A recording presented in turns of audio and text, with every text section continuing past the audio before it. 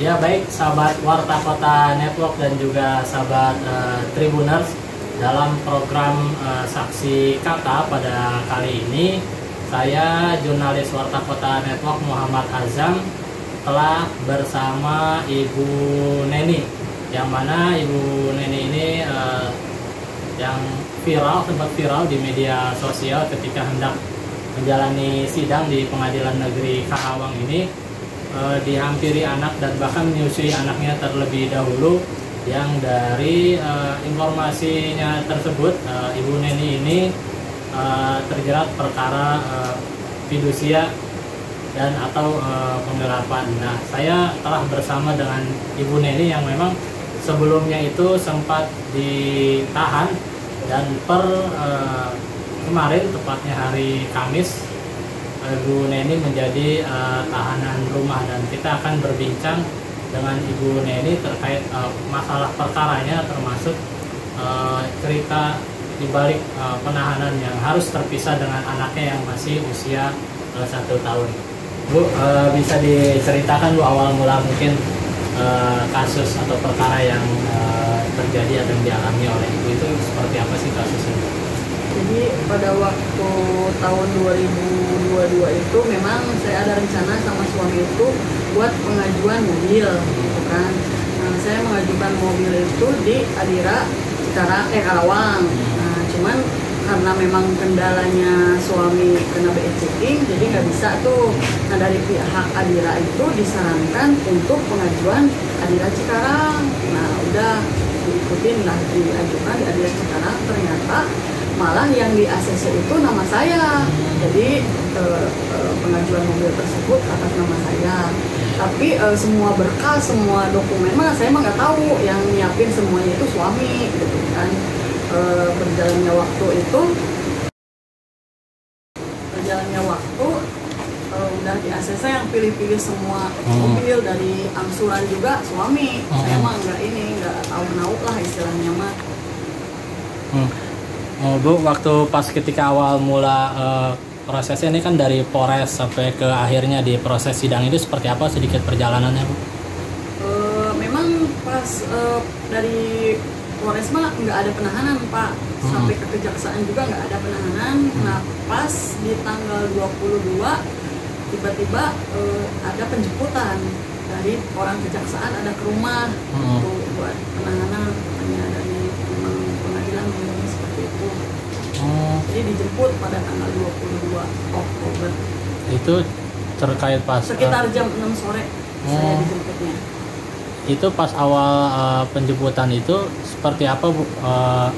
Datang ke rumah atau mungkin gimana, Bu? Datang ke rumah, tiba-tiba datang ke rumah. Saya juga nggak tahu kalau mereka itu mau jemput gitu, Bu. Soalnya paginya itu ada WA ke saya, Bu besok sidang ya, datang. Jadi kan saya pikir mah, ya udah nggak bakalan ada penahanan ini gitu kan. Padahal di pas tanggal tersebut itu pas bertepatan anak saya ulang tahun. Gitu. Pas mereka jemput itu belum sempat dibeliin itu anak. Jadi yang bikin aku nyeselin mah, kenapa harus ada penjemputan itu gitu kan. Padahal momen yang harusnya bahagia kan ulang tahun itu, jadi malah kado ulang tahunnya itu penjemputan itu. Jadi dari situlah udah perpisahan aku sama anak tuh dari situ, dari tanggal 22 Oktober itu.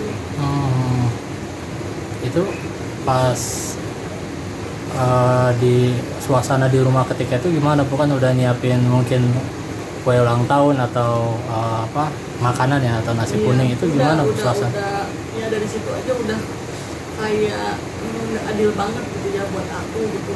Kenapa maksudnya bisa seperti itu gitu, kayak nggak ada kemanusiaan banget gitu kan bisa gitu, nggak usah ada penjemputan itu besok bulan sidang gitu. Saya juga kan padahal dari awalnya juga seperti itu, orang kejaksaan nggak ada itu, cuman kan mereka juga katanya menjalankan prosedur SOP-nya memang seperti itu. Ya udahlah, dengan gimana ya aku jadi ngikutin mereka. Padahal kan kue ulang tahun udah ada, saya udah masak gitu. Saya tuh selesai masak itu nasi kuning itu sekitar jam 4 sore. Dari situ udah tak nggak inilah kesedihan saya itu dari situ, kekecewaan saya itu nggak bisa diungkapin gitu. Berarti anak mau merayakan ulang tahun 1 tahun tuh ya? Iya, 1 tahun. Bu, ini kan artinya dari pertama ditahan di proses penahanan ya, itu gimana, bukan terpisah sama anak apalagi kan anak mungkin masih ASI ya? Iya. Nah, itu seperti apa Bu pas ditahanan? Ya, saya juga sempat sakit di sana, sempat sakit meriah karena kan nggak tersalurkan itu ASI ya, jadi saya juga itu agak ada sakit gitu, demam beberapa hari gitu saya saya juga kan kebetulan nggak mau makan, nggak mau apa-apalah gitu, menangis aja di sana. Ya keinget itu anak saya gimana gitu kan, nyusunya gimana, terus jam-jam dia nyusu itu selalu terngiang-ngiang gitu. Cuman kan memang belum bisa ngomong kan dia, cuman kayak gitu kan. Kayaknya dia tuh nyari aku gimana gitu. Aku tuh mikir terus sampai nggak bisa tidur. Selalu nangis aja, kepikiran itu gitu kan. Nanti Sempat saya terlintas itu ya, saya pernah berpikir pengen bunuh diri tuh pernah. Di sana selama di dalam itu kayak, wah Allah itu nggak adil banget tuh ya. Sampai bisa aku tega gitu, misalnya aku sama anak aku, padahal anak itu benar-benar butuh aku gitu. Cuman memang saya nggak berdaya di situ, saya bisa apa gitu kan di situ selain pasrah gitu. tapi untuk memenuhi ASI-nya seperti apa Bu? Ya udah nggak ada, memang kan nggak bisa komunikasi. Setelah di dalam lapas itu nggak ada akses buat komunikasi, apalagi ngasih ASI itu nggak ada. Dan memang pas ketika video viral ibu menyusui anaknya dulu pas belum sidang itu ya, karena memang iya itu pertemuan pertama lagi dari seminggu kan, saya ditahan tuh seminggu di lapas itu. iya.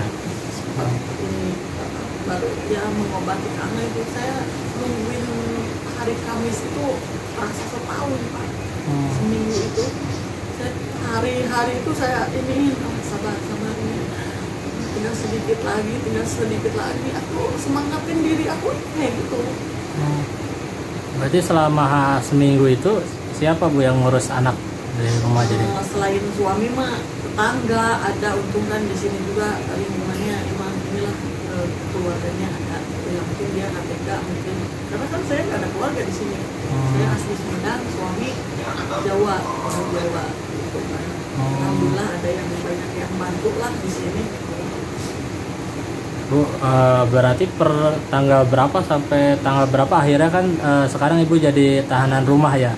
Dari tanggal 22 Oktober sampai kemarin tanggal 30. 30. Iya. Itu gimana Bu tanggapannya sekarang jadi tahanan rumah dan akhirnya bisa kembali bertemu anak Bu? Sangat bahagia lah ya, sangat bersyukur. Ternyata doa aku selama di dalam itu Allah kabulin gitu ya, meskipun memang belum sepenuhnya bebas kan, setidaknya saya bisa berkumpul lagi sama anak-anak di rumah gitu kan.